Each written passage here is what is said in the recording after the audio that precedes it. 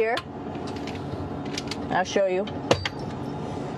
But you see it's pretty small, so you have to have pretty good aim, and you be ready to make sure things get let go the right direction.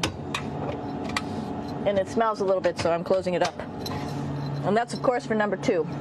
And this guy right here is for number 1. So there's sort of 2 slightly separate functions, but you can do a little, essentially both, by hanging on right here and doing number 1 and number 2.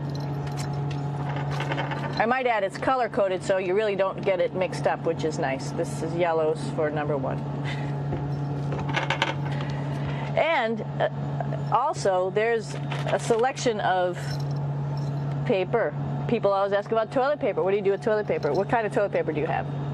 We have gloves, just because sometimes it does get messy.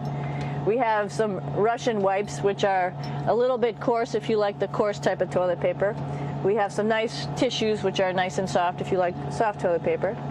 We have Huggies, just for any cleanup. You know, we were all babies once, and this sort of helps.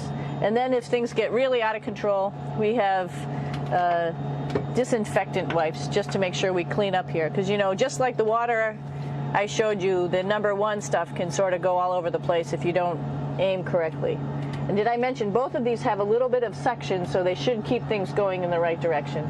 But like I said, sometimes things get a little out of control if you are out of control yourself flying around. So we have lots of protective stuff. And of course, you do have your privacy. There's a little door, so other people know that you're in there. Here's a pretty cool place. This is sort of like in your house where everybody meets in the morning. After you wash your face, brush your teeth, you want to find something for breakfast.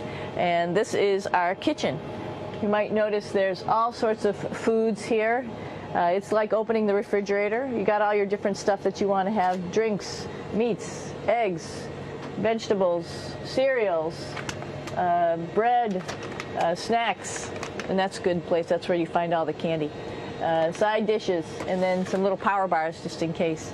So we have all this type of food. Some of it is dehydrated, and so we have to hydrate it, fill it up with water. Some of it is already made, and then all we have to do is heat it up. So something like this, I'm pulling out barbecued beef brisket.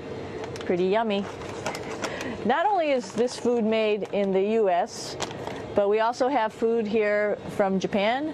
We've got Russian food. As you can see, all these red containers are filled with food that's from Russia.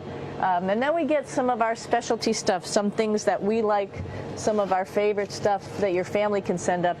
In fact, I like fluffernutters, and so I got sent up some fluff so I could make my fluffernutter with peanut butter.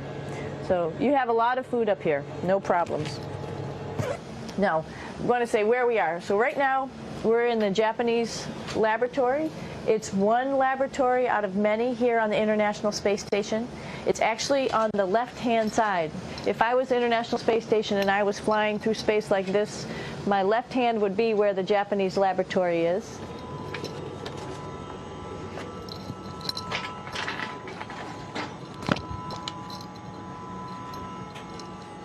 So now again, we're on the right-hand side, all the way on the right of the International Space Station.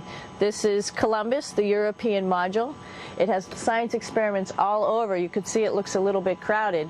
And here we do a lot of our medical experiments.